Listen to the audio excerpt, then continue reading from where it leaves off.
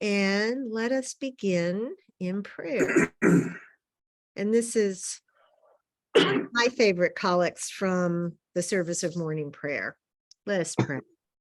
O God, the King eternal, whose light divides the day from the night and turns the shadow of death into the morning, drive far from us all wrong desires, incline our hearts to keep your law, and guide our feet into the way of peace, that having done your will with cheerfulness during the day, we may, when night comes, rejoice to give you thanks. Through Jesus Christ our Lord. Amen. Amen. Okay, so last week we finally finished Job's lament. He at the end of chapter 31, we were told, Job said no more. He had a lot on his mind. And before we move on to chapter 32, when we're going to meet a new character, a new interlocutor, I wanted to share a couple of reflections from Ellen Davis, who is an amazing professor of New Testament. She was one of my professors in seminary. She now teaches at Duke. And she's got this wonderful book called Getting Involved with God. And it's a very accessible look at some of the books of the Old Testament, certainly not all of them. But I thought I'd share with you what she said, some excerpts of what she says in a larger chapter about Job, and see if any of this resonates, or, if there's any comment that wants to be made after this. She says, Job rails against God, not as a skeptic, not as a stranger to God's justice, but precisely as a believer. It is the very depth of Job's commitment to God's ethical vision that makes his rage so fierce, and that will finally compel an answer from God. And she goes on to say, we're not accustomed to blaming God. And so when we find ourselves doing so, we feel guilty and religiously confused.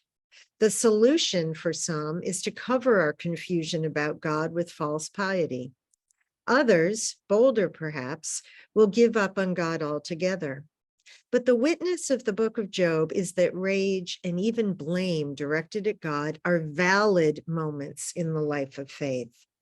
Further, the very fact that Job's outcry extends over so many chapters, 31, tells us that we stay in that moment for a long time. And I wonder, what you all think of that. Maybe you think nothing, and that's fine too. But I just thought I would open that up as we pivot from hearing Job's voice to hearing the voice of someone else. I think that really makes sense to me. Yes, I agree.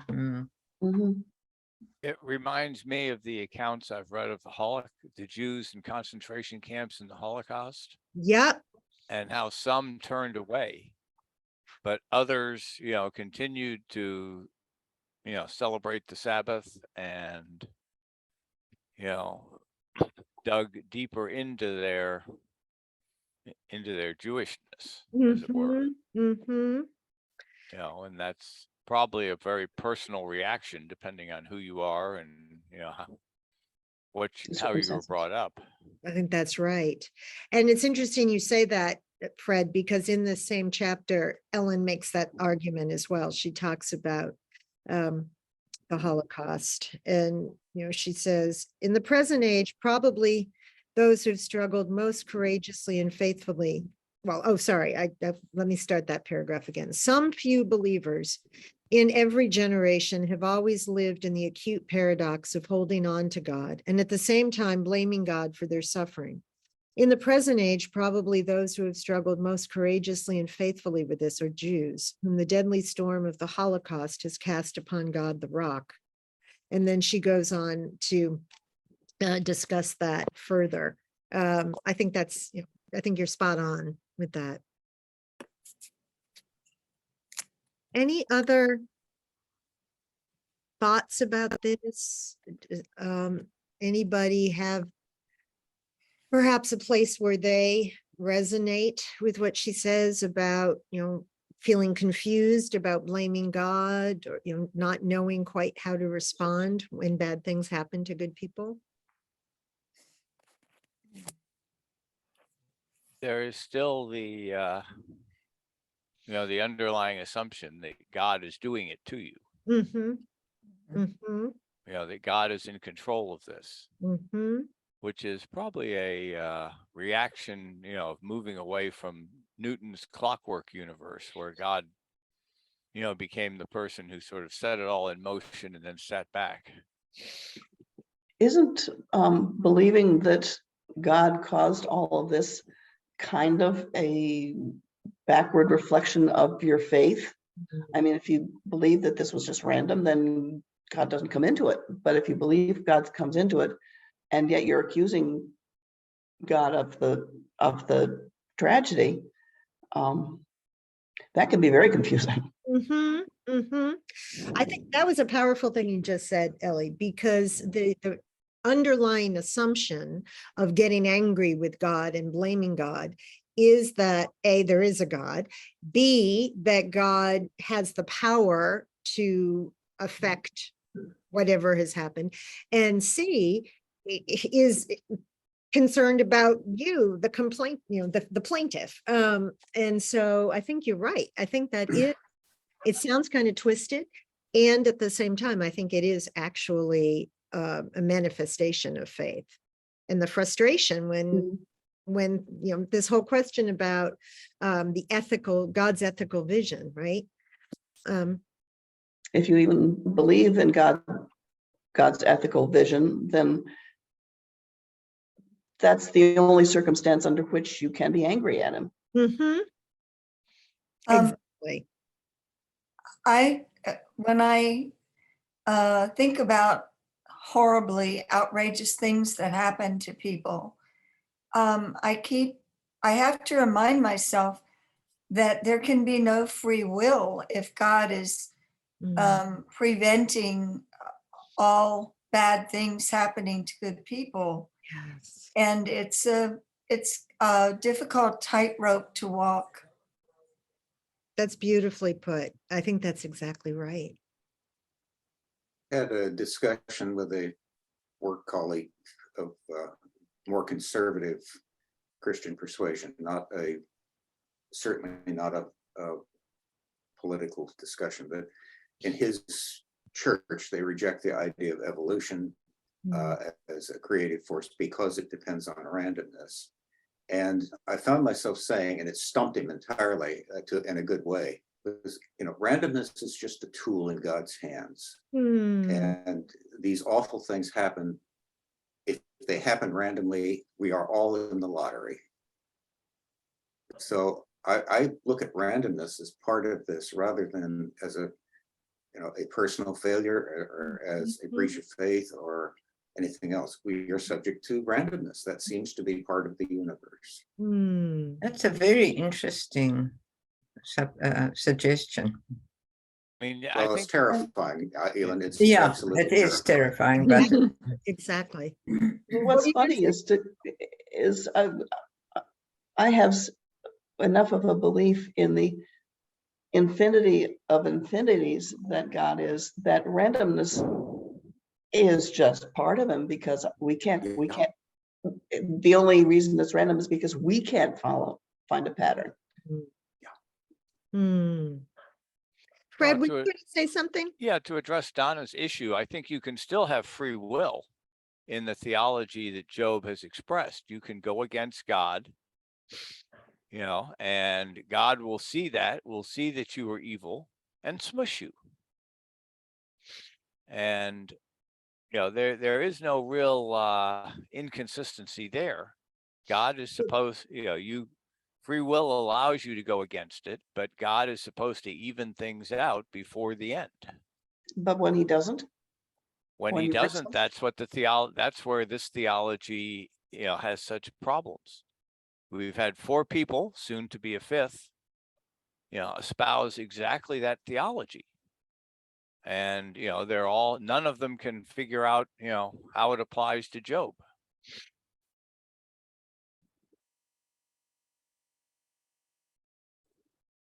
Anybody else want to say anything before we move on to our 5th person, our 5th speaker? Okay.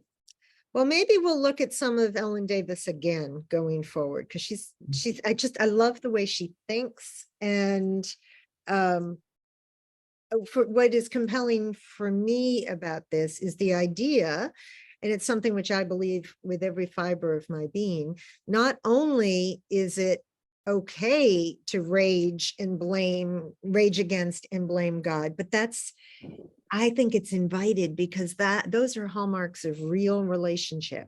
Think about, the people with whom you have your worst down and dirty arguments. They're typically the people you're closest to and trust, not always, of course. But we don't bother really getting angry with everything in our being at people who are tangential to us, right? That we can just blow off or ignore. And so I do think that, that's part of being in relationship with God. And that's why her title, Getting Involved with God, it's a dynamic, it's interactive. So I invite us just to think about that, not only as we move on with Job, but also in our own lives and journeys of faith. Where is it that we get mad or frustrated with God, or do we not allow ourselves to do that, and why? Something to think about. Okay, so we are moving into chapter 32, and now we're going to meet Elihu, I guess. And I just wanted to say a couple of words about him. He seems to appear out of nowhere. He's called the son of Barachel the Buzite. And he's the grandson of Abraham's brother Nahor. So if you follow that family tree, so suffice it to say, he's part of the household of Abraham. Not sure that really makes a huge difference to us, but that's who he is. And we learn that he is younger than the other three friends, the interlocutors, and that he has been listening to this dialogue this whole time. So, we've talked before about imagine if Job were staged, and I'm sure that's happened before. I'm sure there have been staged readings of Job. And you see Job and each of the other speakers back and forth. Imagine that Elihu has been in the audience listening to all of this silently until now. And now is the point at which he feels moved to speak. So, let's see, me cue up chapter 32. Chapter 32 and 33 really go together, because 32 is a bit of a preamble, and then 33 is when he actually starts saying things. So maybe we can move through chapter 32 fairly quickly so that we can see what it is that he has to say after all of his silent listening. Would someone like to read 32 for us? Sure. Thank you, Fred. So these three men stopped answering Job because he was righteous in his own eyes. But Elihu, the son of Barachel, the Buzite of the family of Ram, became very angry with Job for justifying himself rather than God. He was also angry with the three friends because they had found no way to refute Job and yet had condemned him. Now Elihu had waited before speaking to Job because they were older than he.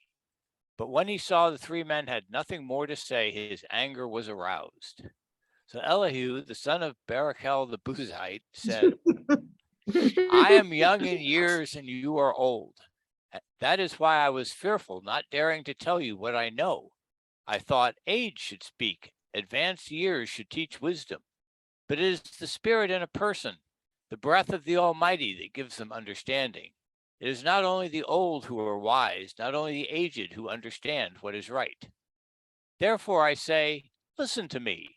I too will tell you what I know. I waited while you spoke. I listened to your reasoning while you were searching for words. I gave you my full attention, but not one of you has proved Job wrong. None of you have answered his arguments. Do not say we have found wisdom. Let God, not a man, refute him.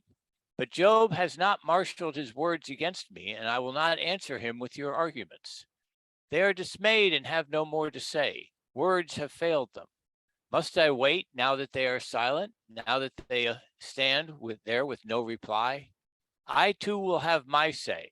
I too will tell what I know, for I am full of words, and the spirit within me compels me. Inside I am like bottled up wine, like new wineskins ready to burst. I must speak and find relief. I must open my lips and reply. I will show no partiality, nor will I flatter anyone. For if I were skilled in flattery, my maker would soon take me away. Beautifully read. Thank you. All right. What do you all notice here, wonder about, want to look at?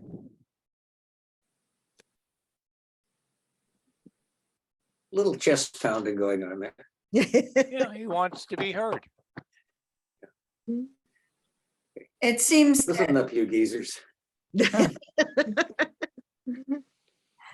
it seems that he's taking great care to justify his speaking. So it Mhm. must have been a really big deal to defer to your elders. Oh, yes.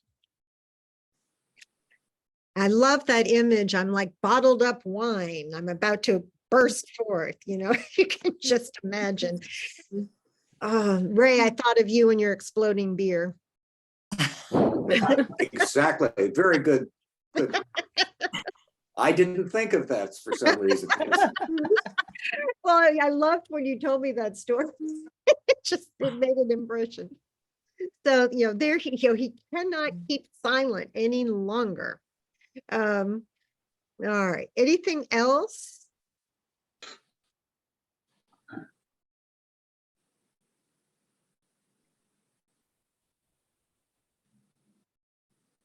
Going once, going twice. That's a good introduction. All right, then let's get to the real meat. Boy, we've never gone through a book of the Bible backwards. Yay, check. All right. Would someone else like to read chapter 33 and see what it is that Elihu really has to say?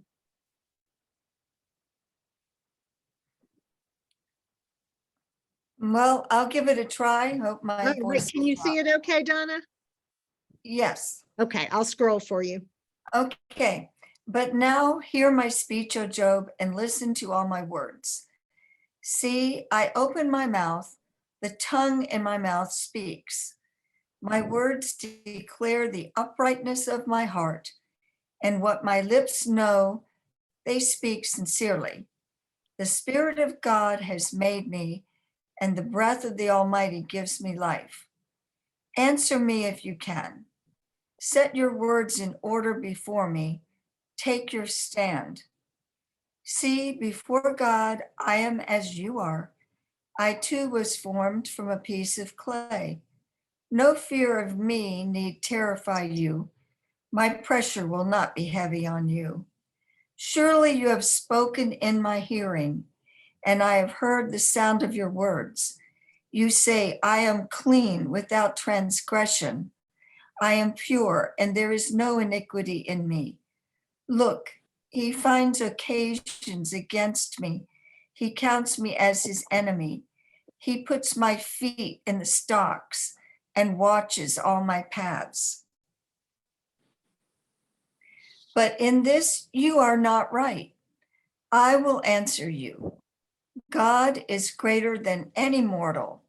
Why do you contend against him, saying, he will answer none of my words? For God speaks in one way and in two, though people do not perceive it.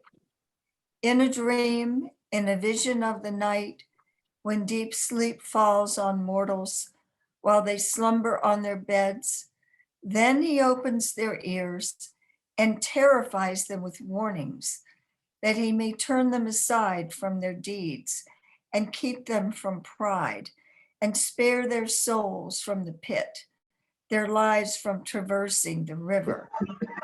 They are also chastened with pain upon their beds and with continual strife in their bones, so that their lives loathe bread and their appetites dainty food. Their flesh is so wasted away that it cannot be seen, and their bones, once invisible, now stick out. Their souls draw near the pit, and their lives to those who bring death. Uh, There you go. Right up at the, Deliver him. Oh, no. right Oh, at, then if there should be for one of them an angel, a mediator, one of 1,000, one who declares a person upright, and he is gracious to that person and says, deliver him from going down into the pit. I have found a ransom. Let his flesh become fresh with youth. Let him return to the days of his youthful vigor. Then he prays to God and is accepted by him. He comes into his presence with joy, and God repays him for his righteousness. That person sings to others and says, I sinned and perverted what was right, and it was not paid back to me. He has redeemed my soul from going down to the pit, and my life shall see the light. God indeed does all these things twice, 3 times with mortals to bring back their souls from the pit, so that they may see the light of life. Pay heed, Job. Listen to me. Be silent, and I will speak. If you have anything to say, answer me. Speak, for I desire to justify you. If not, listen to me. Be silent, and I will teach you wisdom. thank you, Donna. Beautiful. Nicely done. Okay. Where do you want to start with this?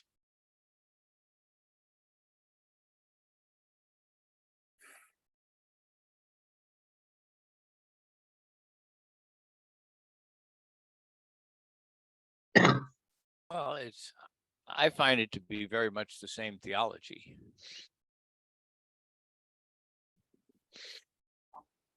Can you say more about that, Fred? Once again, God is in control of everything. The only new wrinkle he has, and one that I probably would object to, is he says God tells you things. He sends messengers in the night. He sends, but if you are not able to hear those messages because they are so clothed in, one thing or another, what good are they? He has the same theology that the other 4 do, as far as I can see. He says, that Job is being chastened on a bed of pain. What Then he about the was- reference to the angel or the mediator who is bringing people up out of the pit? I mean, Mhm. I hear lots of, what are Christian views in terms of Jesus as the mediator who brings us to God out of our sin. Mm. He has redeemed my soul from going down to the pit, and my life shall see the light.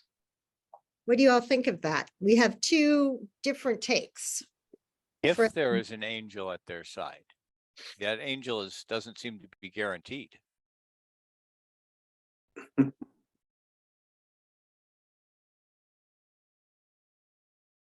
Well, since his example is, I mean, he says if there should be for one of them, but his example is that there is an angel, then the person prays to God through the angel as is accepted and forgiven.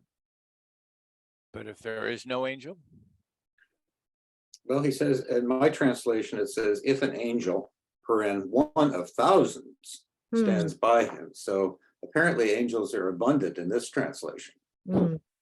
but you still are not guaranteed one. No, but I wanted to just get that point out.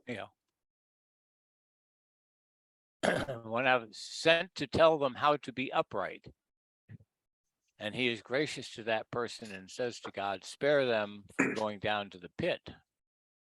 You need divine intervention here as well as in the divine intervention that has been assumed up until now. The line, I have found a ransom. How does that translate for everybody else? I Let's see, have which found verse the is ransom that? for them. Which That's the last line of verse Verse 24. 24.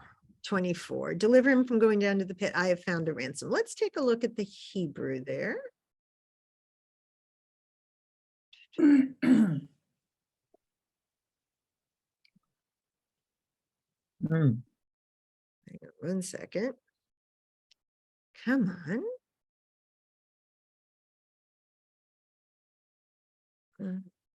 It's not going to let me do it. All right, I'll keep working on that. How do other people's translations render that? I have found a ransom. I have paid the price of his release. Let's see. Reprieve him, let him not go down into the pit. I have paid the price of his release. Then that man will grow sturdier than he was in his youth. That's a very Christian, Um, thought. mine. I'm sorry, I apologize. No, I mean, not you, the Bible. Oh, You're good. okay. So, You're okay as long too, as we're Ray. clear here. Yeah. In my book, it says ransom is usually money paid to release a guilty person from punishment. Hmm. But here, some unspecified ground for forgiveness. Says there's some unspecified ground for forgiveness, and Elihu is justifying Job. And I don't really get that. It seems like he's saying, you were too sound asleep or you weren't listening when God was whispering in your ear. I don't know. Hmm. I want to go back up to 15, and something hooked me there, and I'm coming at this in a little different way. In dreams, in the visions of the night, when deepest sleep falls upon people, when they sleep on their beds, God makes them listen, and his correction strikes them with terror. We have Jung now, and we know about the subconscious, the unconscious. And I don't know about you, but I have had meaningful dreams that clarify a lot. Mhm. And if I wanted to say that was God speaking, I could say that. I can't refute that. Mhm. But it is wisdom from an unknown source that jolts and is remembered in the morning, which is rare, but sometimes it is Mhm. significant. And so, I mean, that experience, I think, is a fairly common human experience. Yes. Like the guy who discovered the arrangement of atoms in benzene. Yeah, exactly, Fred. The my translation is he may speak in their ears. So once again, it's kind of maybe, maybe not. Let's see. That's what it says.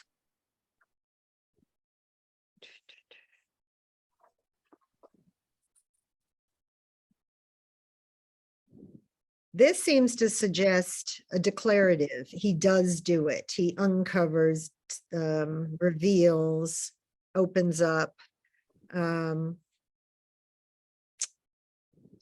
do other people have this translation in verse 17? Is it may or he does? Or verse 16? 16, excuse me. What do other people's translations say? It's 16.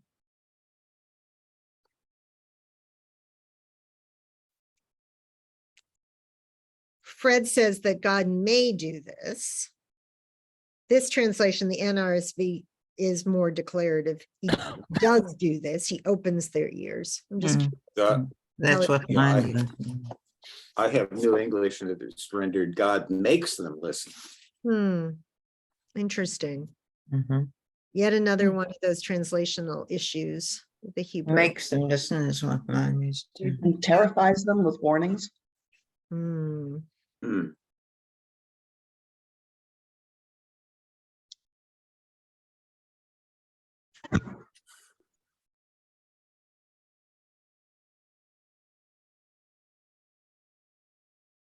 So if you were going to summarize what Elihu is saying to Job,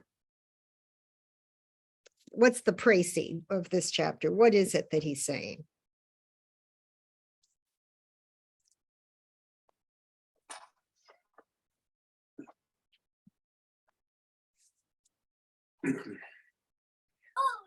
I see, at least in that part about the angels, that it almost sounds like there is an afterlife. You are going to get your reward in later.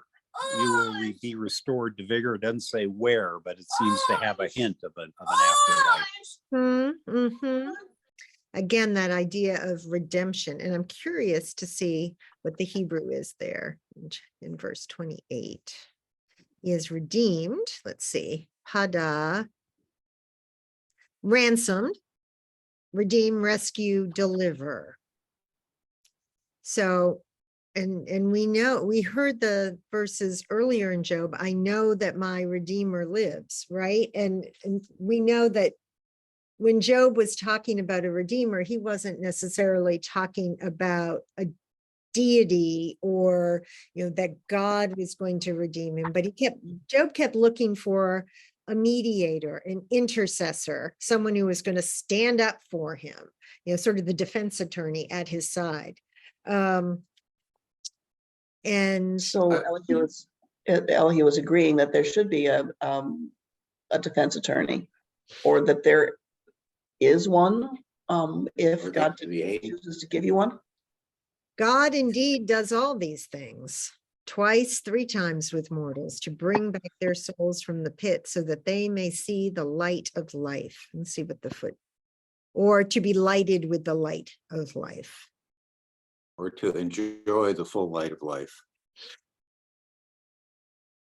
So it sounds like, oh, go ahead. Fred was, and maybe John were reading this is referring to an afterlife. I've been reading it maybe just because of the translation as redeeming in life itself, spared from death, Mm-hmm. at least for the moment. Yeah, I So, agree with yeah. that. This isn't pie in the sky. This is somebody who's talking to you right now. Mm-hmm. Mm-hmm. I do see, threads of Christian thought in that there is an intercessor who will speak up to you and, save you from going down into the pit, Someone who will whether intervene, yeah. And it's now or later. But, I also, my version at least is very conditional. Maybe there is, maybe there isn't. Yeah, I find It's that not so guaranteed. interesting. Remind me, Fred, is that the NIV? Which translation do you use? I know you've told me. I forget. Yeah, the NIV. Okay. Yeah, I find that so interesting because it gives it a completely different flavor, whether it is declarative or conditional.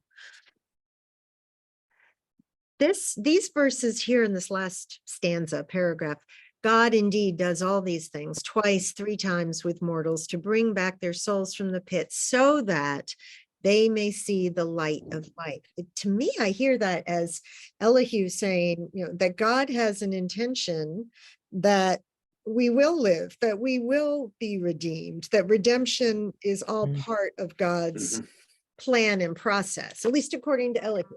Maybe Job isn't going to agree with that, but according to Elihu, that's how I hear him addressing Job. And there's almost a prodigal son feel to it. That Say whereas more about that. before if you sinned or screwed up, God was going to come get you. Now you'll always be welcomed back. Yeah. And think about, and when you talk about God's going to come get you, I'm just thinking about when Job, early on was just saying, that God was basically lurking around the corner trying to go, Yeah, an aha God. That God was always out to catch people short, catch them up short. And this is such a reframing of that I find quite refreshing personally. At least comforting. Yep. Yeah. that he does all these things twice, 3 times with mortals, Hmm. maybe with the same mortal. I mean, that's the new light that this chapter is casting for me, that up until now it's been, God hates me. Why does he hate me? And, and now it's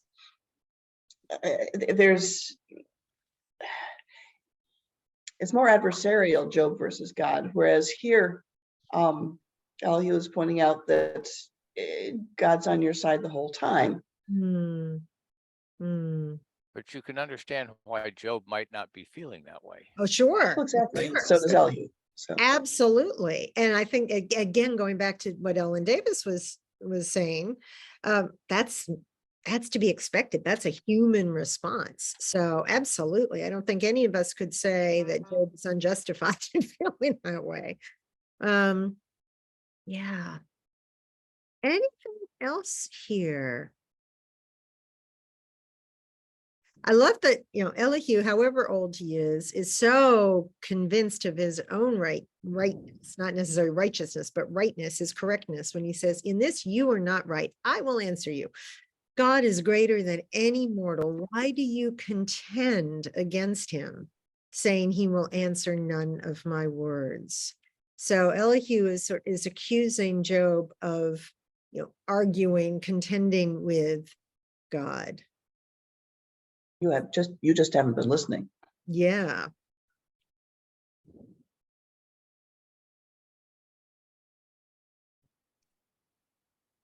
Anything else? Should we push on to 34?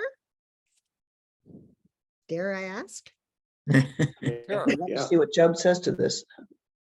No, Oh, Elihu is still talking.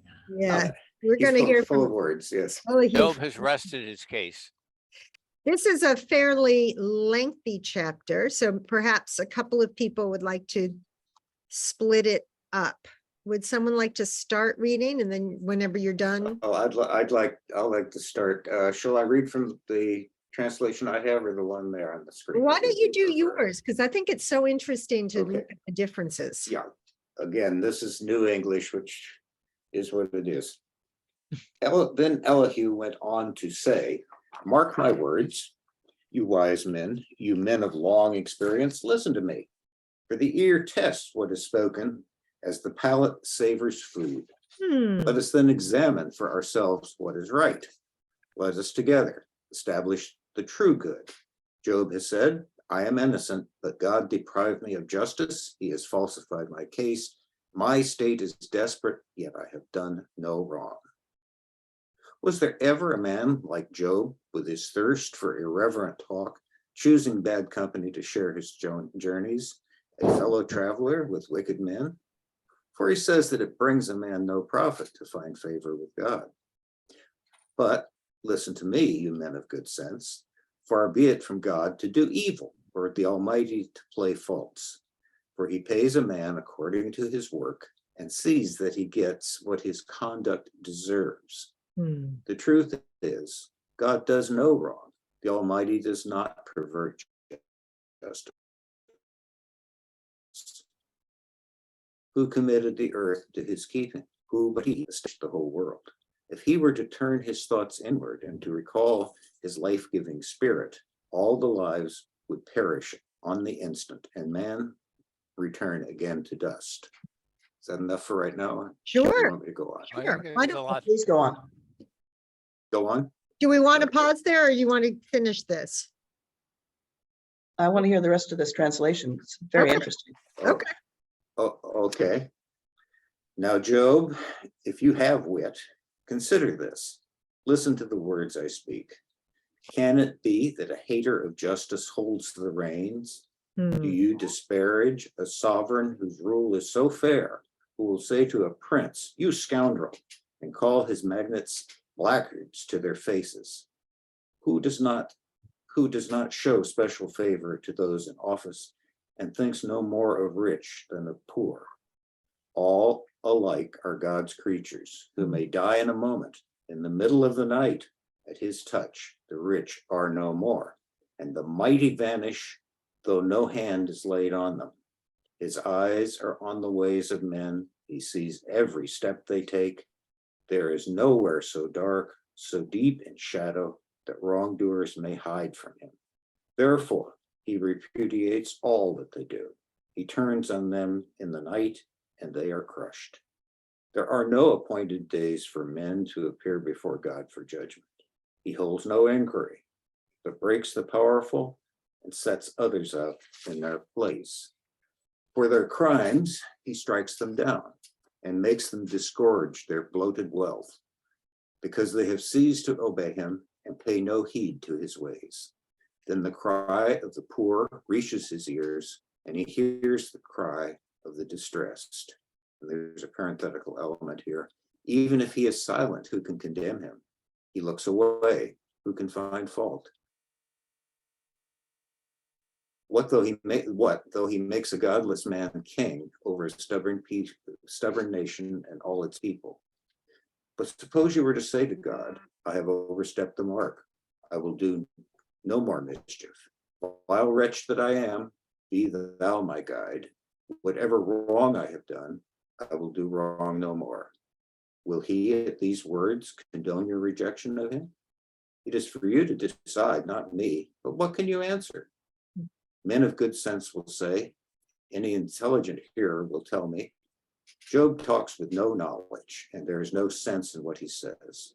For if only Job could be put to the test once and for answers that are meant to make mischief. He is a sinner and a rebel as well, with his endless ranting against God. Whew, thank you. Okay. Don't hold back, Elihu. Tell me what you really think of Job. Shame he's so shy. So what do you all hear? Too much. Too much. The same theology. You know, God is in charge of everything. He punishes the wicked. Sees everything, knows everything, of course. Yeah. We all believe that.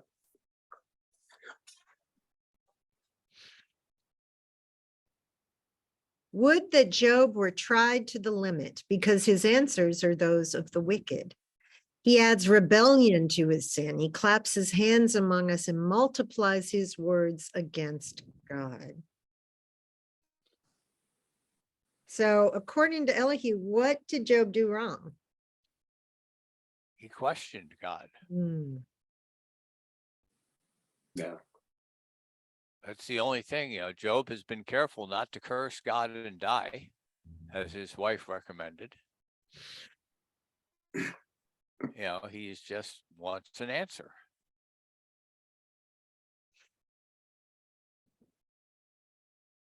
Yeah, well, even if his words carry frustration and anger, that's basically what it boils down to.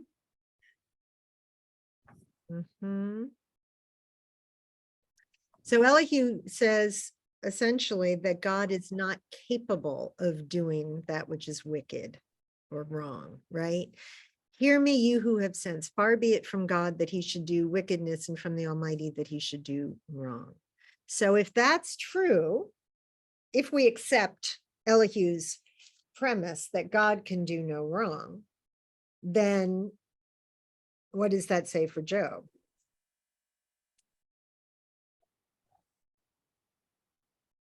He's a sinner. He shouldn't be questioning God. I don't know that the questioning is the sin that we're talking about. The questioning started after the disasters, not before. Well, I'm not going to question Yeah, the fairness of a casino where every time I pull the lever, I get money back. Ka-ching. Yeah. That vending machine God, right?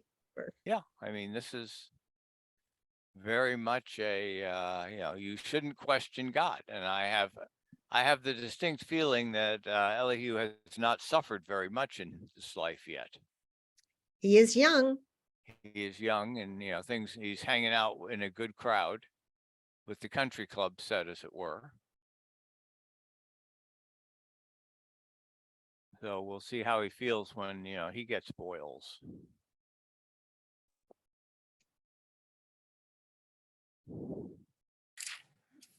Well, I just would say, I think the questioning and Job's anger is undoubtedly there. But I don't think that's what the punishment is about, because the Hmm. punishment came first. And I think it's important to keep that straight. Excellent.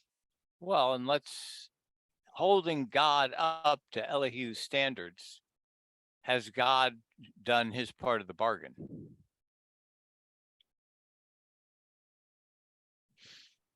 Well, I think the answer is we don't know, and Job doesn't know either. I mean, that's Well, we know because we know from the beginning that Job was a righteous man who didn't sin. okay. So, According to the narrator. yeah, Yeah. according, that's, that's the basis of the story. So according to, what we've been told at the beginning, which we have to accept, has God kept his part of the bargain for, for these 5 people as they understand it? Donna, were you about to say something? N- no, I'll pass. Okay. I wonder what you all think of 12 through 15. Of a truth, God will not do wickedly, and the Almighty will not pervert justice. Who gave him charge over the earth, and who laid on him the whole world? If he should take back his spirit to himself and gather to himself his breath, all flesh would perish together, and all mortals return to dust. What do you think of that imagery? Same question I'm asking. What do you The mean, Fred? imagery of being filled with the spirit of life as God's breath? I mean, that's Yeah, beautifully poetic. Uh-huh. yeah. It's like God is, Powerful. go ahead. I mean, it's like God is the first principle, and without him, you have nothing. Mm-hmm. Mhm. Omnipotence of God. I have this image of, hitting rewind and all the, all the life force being sucked back and all, almost the cartoon. I mean, it's a cartoon image in my head, but, Yeah. all that is alive just returning. It's Ash Wednesday, right? You are dust, and to dust you shall return. So that without the breath of God, without that life force, without the spirit of the divine, of the Holy One, none of this would be. Nothing would exist at all. Exactly. Yeah. But does that necessarily, from that, is there any logical conclusion that just because existence depends on whether God is breathing, does that, how can you conclude from that God will not do wicked things, that the Almighty will not pervert justice? Great question. Is there a leap there, a logical leap there? He is, to use it is what it is. So there is no alternative, and therefore how you want to define it as wickedness or as justice is, I don't know. I don't know. It seems to me that the idea of justice is not implicit in the idea of creation and giving of life. That the creation story doesn't guarantee that. And that would leave justice and the idea of justice to be a human construct. Which means that it may never be accurate, can never be accurate. It's the Dred Scott decision. That justice was done. We saw it. Well, no, it wasn't.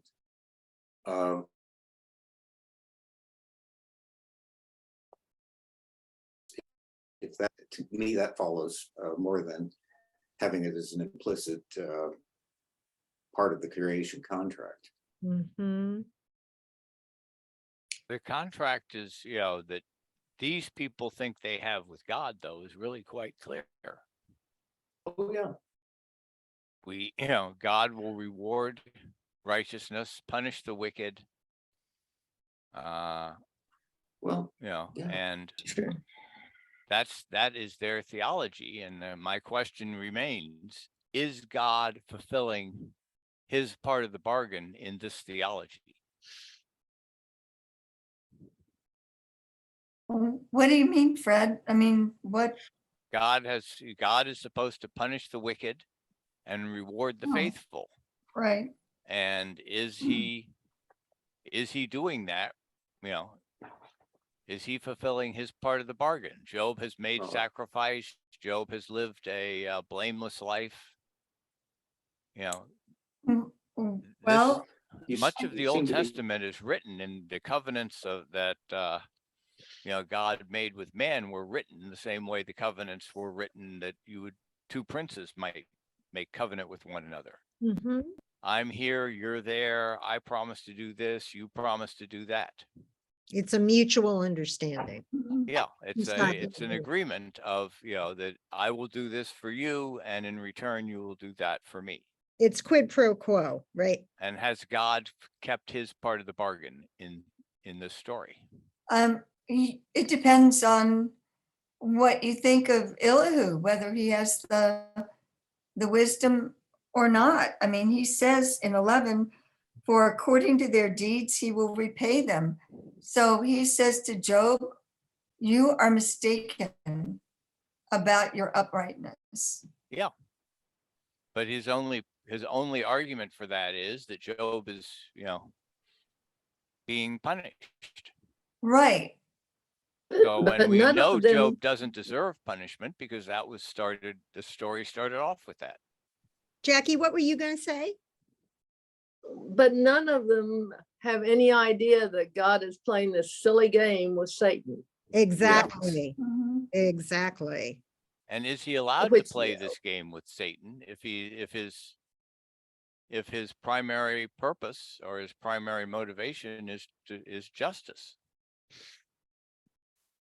Well, that's Yes. Justice doesn't go ahead, Jackie. Justice doesn't seem to come into this.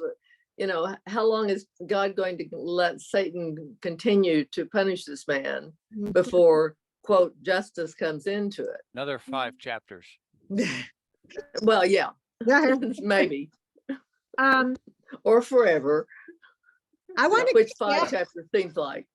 but exactly. We're going to have a party when we finish Job. Really. My question, I want to go back to what Fred said when he said, is God allowed to do that? What do you think about that question? Is God allowed? Silly question. Who holds the rule book?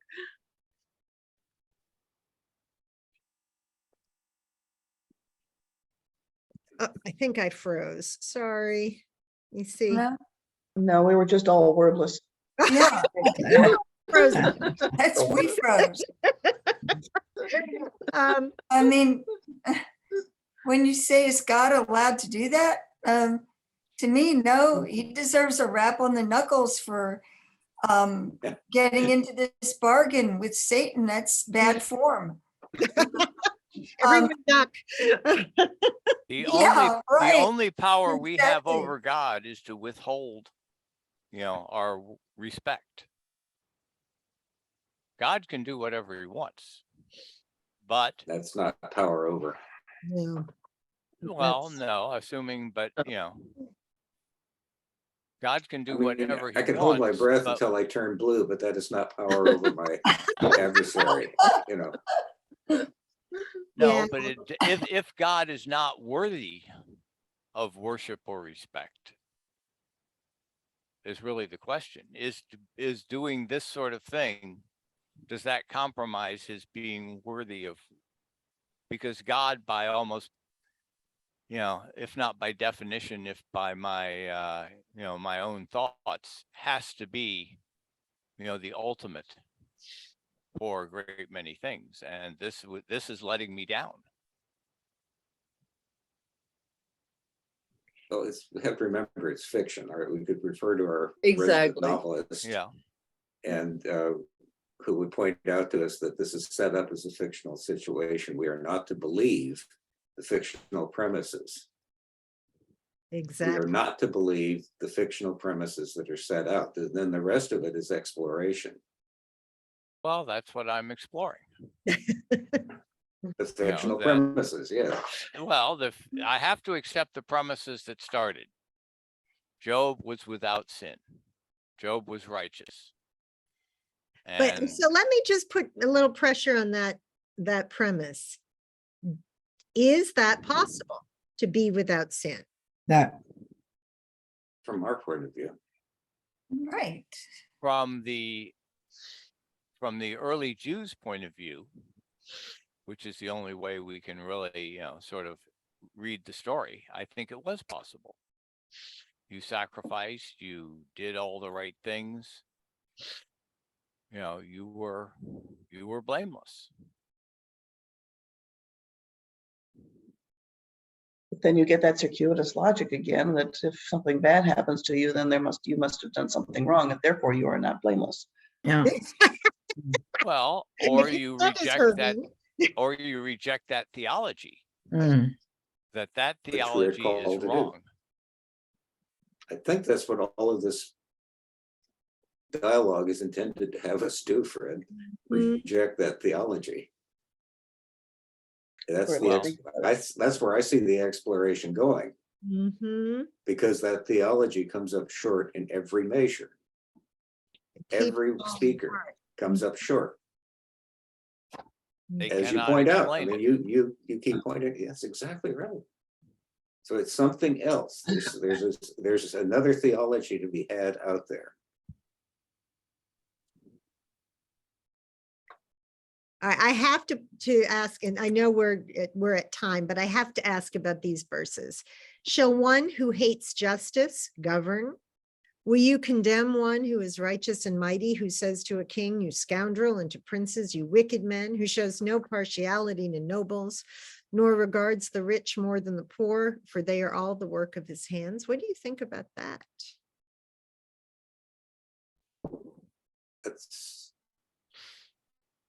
I like it. I mean, but aside from that, Yeah, I mean, we all So- like it, but Again, this is well, that seems to. again, this is the reverse logic. I mean, the fact that he's governing, one who hates justice shouldn't govern. So therefore, if he's governing, then he must be on the side of justice. He's righteous and mighty. And I guess the way this is constructed, you might read it as God always says to a king, you scoundrel, and to a prince, you wicked men, if they are wicked. He doesn't always, as we know. God has the power to do that, but some real villains live very long, prosperous lives and are never given the orange jumpsuit that they deserve. Yeah, So this is not categorical, but it is, we have seen bad people struck down. We've seen good people struck down. mhm. Mhm. Well, we have to get to the end. See what happens.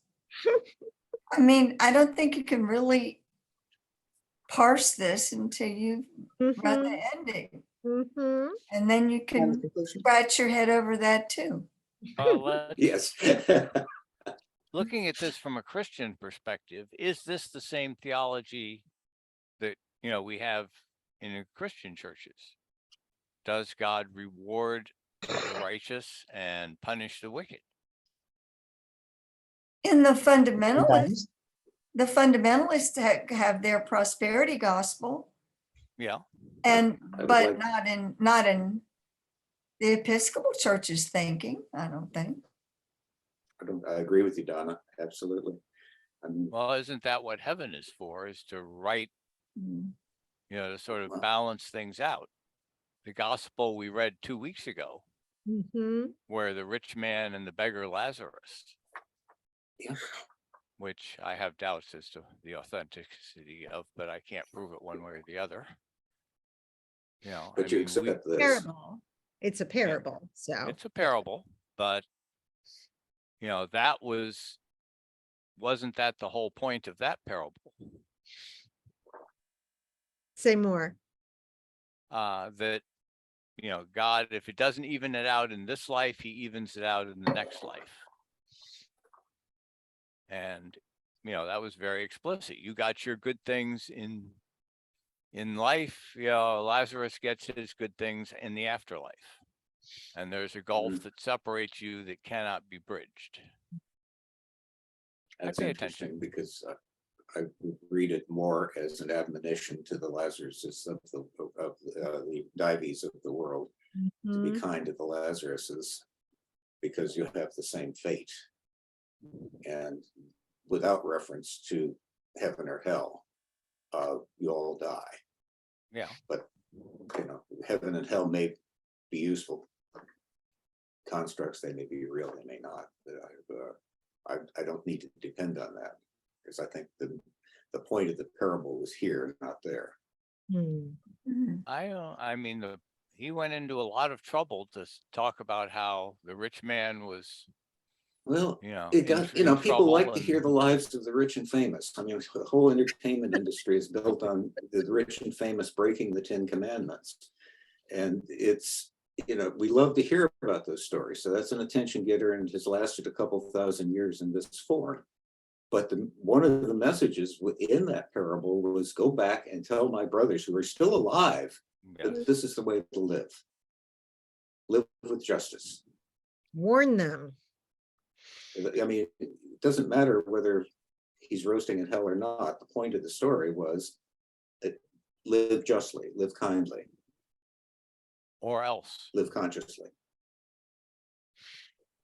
Well, on that note, next week we will pick up at chapter 35, and we might be able to, if we could do next week 35, 36, and 37. You're expecting a lot. Come on, Patty. Ho, ho, ho, The ho. reason I say that is that when we get to 38, we finally hear from God. And so, you know, let's, if not next week, you know, let's try in the next couple of weeks to get to the point where God speaks to Job, because that's when it's going to get really interesting for us. We're almost there. Okay. We're getting there. This has been a long slog. I think it's been a really interesting slog.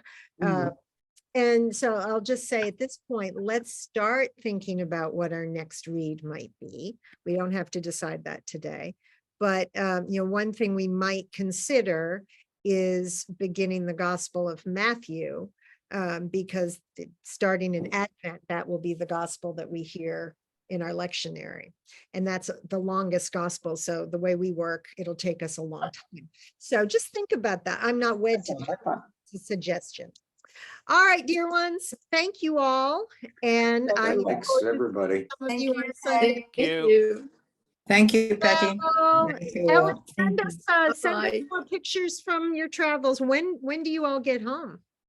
November sometime. I don't know. Nice. Oh, I'm so happy for you. We just- This we Oh, is- just- this I wonderful have no trip. idea where we're going to be next week, so we'll I'll either sign in or explain why not. I love it. I love it. Oh, I Dispatch love that kind of travel. from Europe. Well, Yep. just Oh. enjoy. I will. All right, and we're Thanks, living everybody. vicariously through you two. So, I'll send you more pictures. Oh, all yeah, right. Bye, friends. please. Bye all. Bye. Bye.